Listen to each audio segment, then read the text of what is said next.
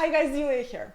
So today is the third day of me reviewing some of my projects from this previous season, and the reason I made this video is because the two previous videos seem to be very popular with you guys, so I just decided to make another one. But before I start, I want to congratulate you guys because we reached 10,000 subscribers on this channel, and it is all thanks to you, because if not for you watching these videos and commenting and liking and sharing them, it would just be me talking to the camera all by myself. So there will be a giveaway, and I will give you the details at the end of this video, so make sure that you watch it all the way to the end. So in this video, I will be reviewing only one project, and it's quite small, but small doesn't mean simple or easy or boring, and you will see why as you watch this video. Now, before I start, I wanted to mention most of the gardens that I'm showing you guys are in Zone 6, Northern New Jersey. That's where I live, and that's where I practice my landscape design business. So this property is small, and it is, I think, 0.01 of an acre. And the space that I was designing this past summer is even smaller. It is about 20 feet by 40 feet, so kind of like a large living room outdoors. And it had a lot of moving parts to it, and when I was asking my clients, or like interrogating them, that's what sometimes I ask so many questions because I want to find out exactly what they're looking for. It looks like an interrogation. So they were looking for a kind of serene space to meditate, to relax after a hard day of work.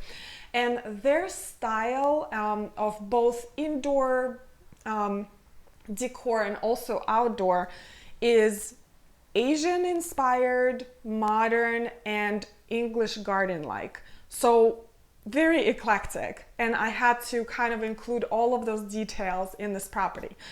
Anyway, so the English garden we're actually going to install in front of the property next spring, but in the back I decided to go with a modern fusion of Asian inspired garden.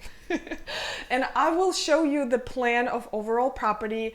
It is, again, I repeat, quite small, and they already had a small deck in the back, and all I had to do is kind of work with this patch of dirt. There was not even any grass left, and what I decided to do is create kind of a journey. Even though it's a small garden, you can still create a journey in the garden, and that creates a lot of interest. So I included a walkway, boulders with some plants, and water feature, and some smaller elements like gravel and some rocks and pebbles. And in the small space, the more little details that you create, actually more interesting the garden is. So I'll start with the walkway. I'll explain to you what it's made out of. So the concrete slabs that you see here are lentils. I can never know how to pronounce them. I always say lentils, but lentils is the food. So lentils are the part of the doorway above the door, and I went to one of the concrete places a couple of months ago, and I saw them on the ground being produced, and I was like, oh my god, like I really want to incorporate this in one of my designs, and it was perfect for this space. So we used the lentils, and the walkway was edged with steel edging, and then the whole area was filled with gravel, and it just creates this very nice modern look. Really unusual. I've actually never seen this before, and also this created a lot of different garden areas for me to plant, and then we placed boulders carefully and planted some plants around it, like ferns and Hakonechloa, some Japanese maples, and astilbe and azaleas. So we also included a water feature, and this water feature was a Corten steel planter that I kind of converted into a water feature. And the metal worker that was working on the project, he looked at me and he was like, "You want me to do what?" Like, it happens a lot when I ask people to do something on the project. They're like, "Okay, I'm not sure what you mean."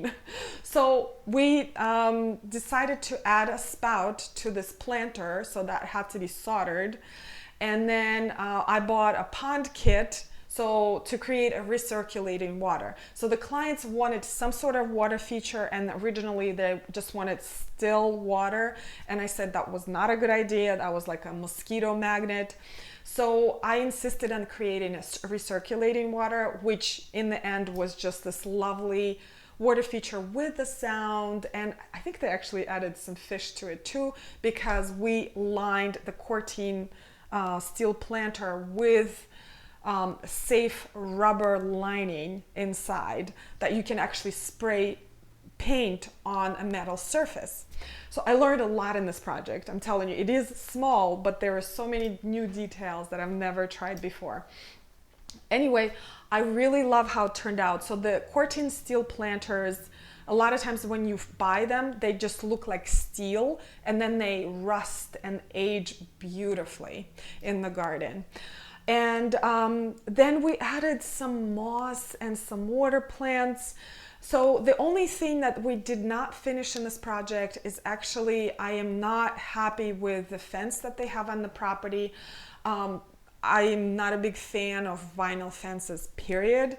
So we're actually going to put up a bamboo fencing next year, which is going to be fitting in the space so beautifully. There is a bamboo on this property as well that we planted intentionally, and it is a clumping bamboo, not a running bamboo. Never ever ever plant a running bamboo on your property. In fact, it is actually outlawed in Connecticut, which is right next door here, and I'm not sure if it's outlawed in New Jersey yet, but the clumping bamboos are wonderful. They're very slow growing. They're actually hard to find because they're hard to grow because they grow so slow. So anyway, we included those, and it was just a beautiful addition to the whole planting scheme. And the whole garden is kind of like a semi-shade garden. So at the end of the day, the clients can come out and sit on the couch and enjoy the beautiful water feature sound. And I can't wait to see this garden fill in with plants and mosses. It's just going to be so beautiful. So this is it for the project. And as for the giveaway, and it's always so hard to explain these giveaway details, but I'm gonna try. All you have to do is to answer a question either on YouTube, Facebook, or Instagram, and I will post links to those down below. And the question is, why are you here, and what would you like to see more of on this channel? Is it more about garden design? Is it more about the gardening, like tips on gardening, how to prune things, how to plant things, how to fertilize? Is it more plant details? If you want me to talk about specific plants for the specific area, is it a shade garden? Is it a deer-proof garden? Or are you here for house plants? Do you want me to do more dish gardens or terrariums?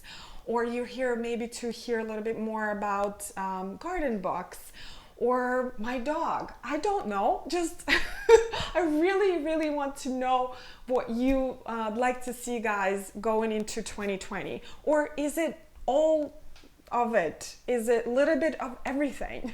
Which is, in my case, that's why I watch other YouTube channels. Anyway, you answer this question and I will select 2 winners who will receive 2 books. And even if you don't win, I think you should buy these books anyway. So Design Your Garden, which is an excellent book, even if you're a beginner. And the second book is Design Your Garden Toolkit. This book is so much fun, you guys. And you know, I'm a landscape designer and I have all these software that I can design gardens with, but I'm here like a 6-year-old playing with these stickers in this book because it's so much fun. And if you buy this book on your own, you should get a new copy because it's just so much better. The stickers stick better. So these 2 books, and then some plants.